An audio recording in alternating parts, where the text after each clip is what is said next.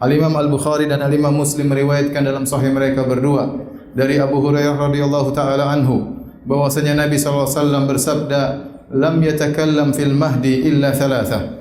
Tidak ada yang berbicara tatkala masih kecil digendong kecuali hanya 3 orang. Isa bin Maryam, yang pertama Nabi Isa alaihi salam, yang kedua adalah sahibu Juraij, anak kecil tentang kisah Juraij, yang ketiga adalah seorang anak yang didoakan oleh ibunya untuk menjadi orang kaya, namun dia tidak mau, dia berbicara, enggan, menolak doa ibunya tersebut, dan yang dia berdoa, ibunya berdoa agar dia dijauhkan tidak menjadi seorang yang dipukulin, dituduh berzina. Kemudian sang anak mengatakan, jadikanlah saya seperti orang tersebut. Adapun yang akan kita sampaikan pada kesempatan kali ini adalah tentang sahibu Juraij, tentang anak kecil yang berbicara dalam kisah Juraij. Siapakah Juraij? Kata Nabi SAW, "Kana Juraijun rajulan abidan."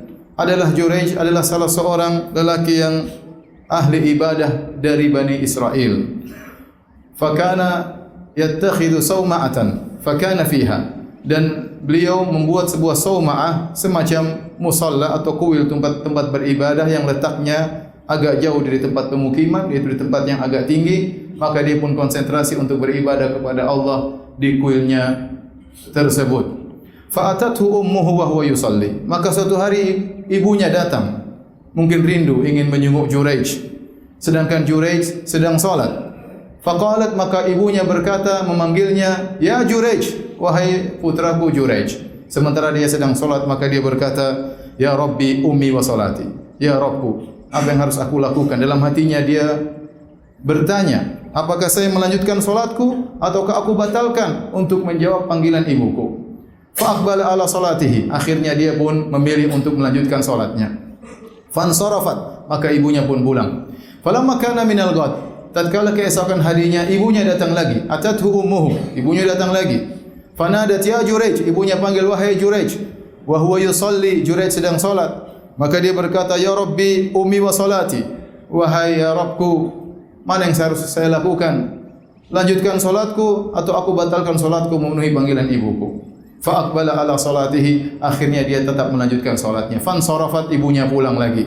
Falamma kana minal ghad, tatkala hari ketiga, atatu ummuhu wa huwa yusalli, ibunya datang lagi dan Juraij sedang salat. Maka dia memanggil putranya, "Ya Juraij, wahai putraku Juraij."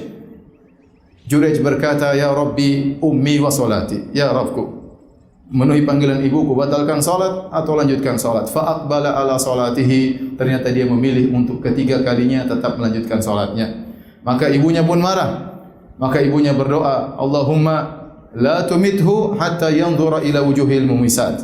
Ya Allah, jangan kau matikan Juraij sampai dia melihat kepada wajah-wajah wanita pezina. Fakana Banu Israel yatadhakkaru Juraijan, yatadhakkaruna Juraijan wa ibadatahu. Adalah orang-orang Bani Israel, mereka sedang bercerita tentang Juraij dan bagaimana ibadahnya Juraij, dan mereka hasad kepada Juraij.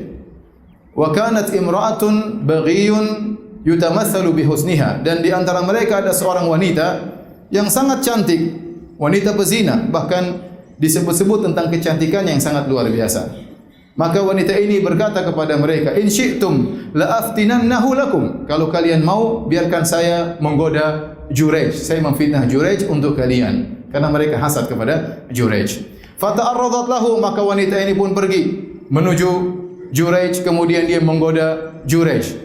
Dalam riwayat, wa kallamathu fa'aba, dia ngomong dengan Juraij, tapi Juraij tidak peduli. Fala yaltafit ilaiha, dan Juraij tidak menengok pun kepada sang wanita tersebut. Akhirnya apa? Fa'atat ra'iyan kana ya'wi ila sawma'atihi. Kemudian wanita ini pun datang kepada seorang penggembala kambing yang biasanya bernaung di sekitar kuilnya Juraij. Famakkanathu min nafsiha, maka dia pun membiarkan penggembala kambing tadi untuk menzinahinya. Fawaqa 'alaiha, maka wanita tersebut pun digauli oleh sang penggembala kambing. Fahamalat, falamma waladat, maka dia pun hamil. Tatkala kemudian dia melahirkan anak tersebut, maka qalat huwa min Juraij, dia berkata ini anak hasil perzinahan dengan Juraij. Maka orang-orang pun ngamuk, orang-orang pun marah. Fa'atauhu, maka mereka pun datang kepada Jurayj. Fastanzaluhu, maka mereka turunkan Jurayj, keluarkan Jurayj dari kuilnya. Wahadamu sauma'atahu, kemudian mereka hancurkan kuilnya, musallanya dihancurkan. Jurayj faja'alu yadribunahu, mereka pun memukuli Jurayj. Jurayj berkata, "Ma sya'nukum?" Ada apa dengan kalian? Apa yang kalian lakukan? Kata mereka, "Tazanaita bihadhil baghi." Kau telah berzina dengan seorang wanita pezina dan akhirnya dia melahirkan seorang anak. Maka Jurayj berkata, "Aina as-sabi?" Mana sang anak? Faja'u bihi, maka mereka pun mendatangkan anak tersebut. Kata Jurayj, "Da'uni hatta usaliya." Biarkan aku sampai aku salat. Maka dia pun berwudu, kemudian beliau pun salat. Kemudian fa'ata as-sabi, setelah salat dia pun mendatangi anak kecil tersebut, fata'ana fi batnihi, kemudian dia pun memukul atau menusuk ke perut anak tersebut. Kemudian Jurayj berbicara sama anak tersebut. Kata Jurayj, "Ya gulam, man abu?" Wahai sang anak, siapa bapakmu? Maka anak tersebut berbicara, "Fulan ar-ra'i." Bapakku adalah sang penggembala kambing. Maka orang-orang pun sadar. Faqbalu ilaihi, maka mereka pun datang kepada Jurayj. Mereka pun mencium Jurayj. Kemudian mereka menyesal, mereka berkata, "Nabni laka sauma'atan min dhahab." Ya Jurayj, kami akan bangunkan kembali kuilmu dari emas. Kata Jurayj, "La a'iduha min tin kama kanat." Jangan, bangunkanlah kembali musallaku seperti sedia kala dari tanah. Inilah hadirin yang dirahmati Allah Subhanahu wa taala, kisah Jurayj, seorang dari Bani Israel yang sangat saleh, yang dia melakukan kesalahan. Kesalahan tersebut mungkin karena ketidaktahuannya. Oleh karenanya Nabi SAW mensifati Jurayj dengan rajulan abidan, seorang yang ahli ibadah, tetapi ilmunya tidak mumpuni. Oleh karenanya tatkala dia dipanggil oleh ibunya, kata para ulama, seharusnya dia batalkan solat sunnahnya, lantas dia memenuhi panggilan ibunya. Adapun kalau dia dalam solat wajib, maka hendaknya dia menyegerakan solatnya, lantas dia menyambut panggilan ibunya. Dan hadis ini menunjukkan tentang agungnya berbakti kepada kedua orang tua. Bahwasanya berbakti kepada kedua orang tua merupakan sebab dimasukkannya seorang ke dalam surga. Dan ibunya Jurayj ketika marah, dia pun berdoa kepada Jurayj dengan doa dalam rangka untuk beri pelajaran kepada Jurayj.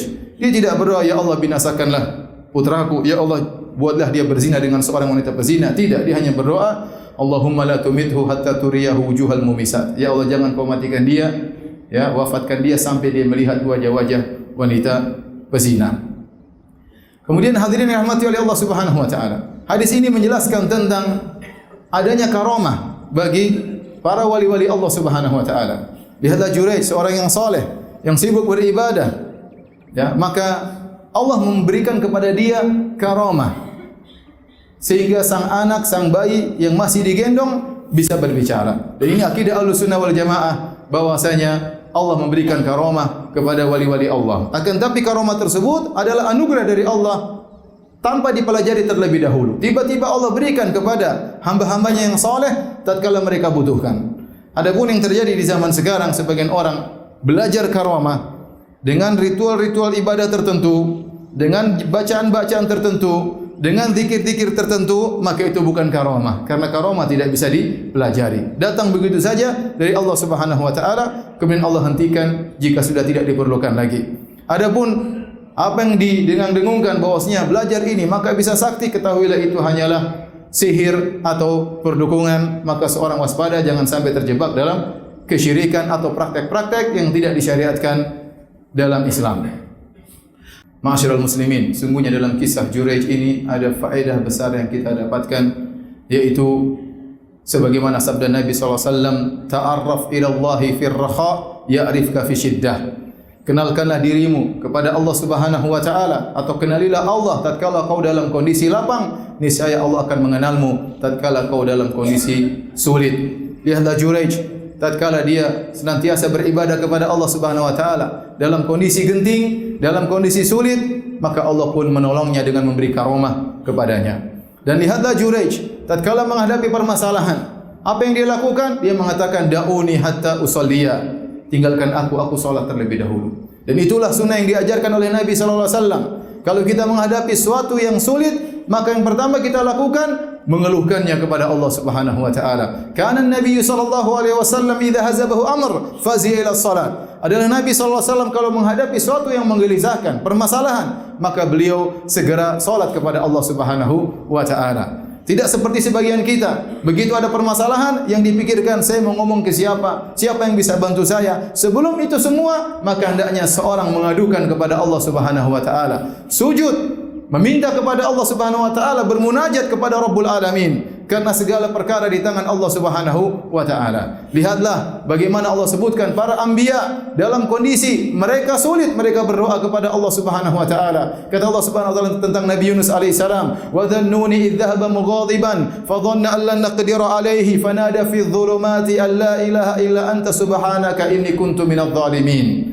Tatkala Nabi Yunus alaihi salam dia pergi meninggalkan kaumnya, dia menyangka kami tidak akan menyempitkan urusannya. Tiba-tiba Allah menghukumnya, kemudian dia ditelan oleh ikan paus dan dibawa dalam tengah-tengah lautan. Maka Allah berkata, "Fanada fi dhulumat." Maka dalam kondisi dalam kegelapan yang bertumpuk-tumpuk, kata para ulama, Nabi Yunus dalam kegelapan perut ikan paus, kemudian dalam kegelapan malam dan dalam kegelapan laut.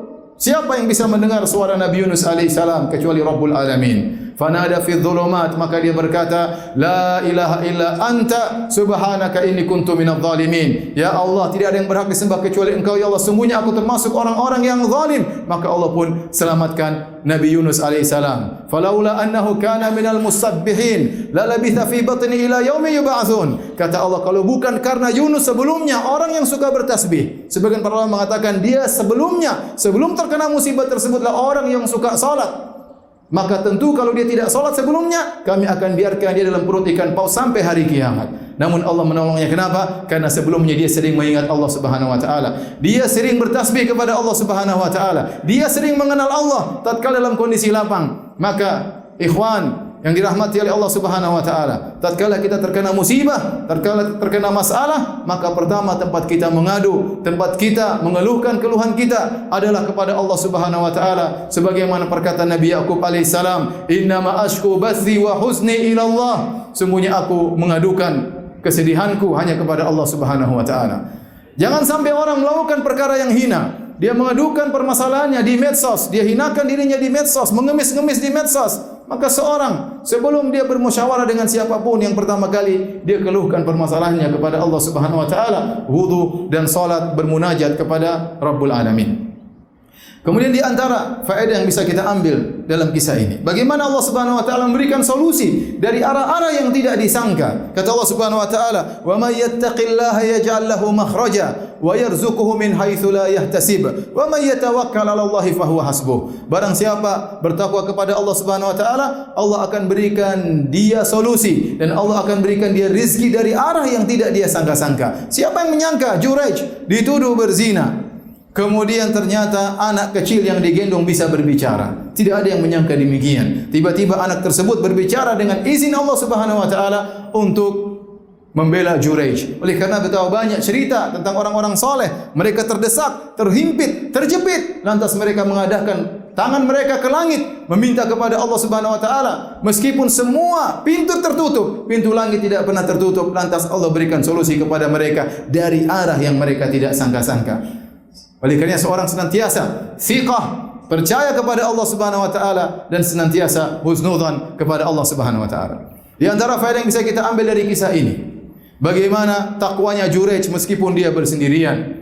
Tatkala didatangi oleh sang pezina, dalam sebagian riwayat wanita pezina tersebut, bayangkan kata Nabi sallallahu alaihi wasallam, yutamatsalu bi husniha, menjadi ukuran tentang kecantikan, artinya wanita sangat cantik jelita. Kalau ada orang berbicara tentang kecantikan, maka disebutlah wanita pezina ini, karena dia benar-benar sangat cantik jelita. Dan dia datang kepada Juraij, Juraij bersendirian, maka dia menggoda Juraij, maka dia bernyanyi-nyanyi, dia menampakkan sebagian ya kecantikannya, menampakkan sebagian auratnya, tetapi Juraij tidak peduli. Lam yaltafit ilaiha, Juraij tidak peduli. Dia bertakwa kepada Allah tatkala di hadapan banyak orang dan juga tatkala bersendirian. Ini harus kita pikirkan di zaman kita sekarang ini. Betapa banyak orang yang tatkala di hadapan banyak orang di hadapan manusia seakan-akan dia wali-wali Allah Subhanahu wa taala. Namun tatkala dia bersendirian, dia adalah wali syaitan, dia temannya syaitan, maka dia berkelana dalam kemaksiatan di internet dan di dunia maya. Maka seorang bertakwa kepada Allah Subhanahu wa taala. Lihatlah di antara hukuman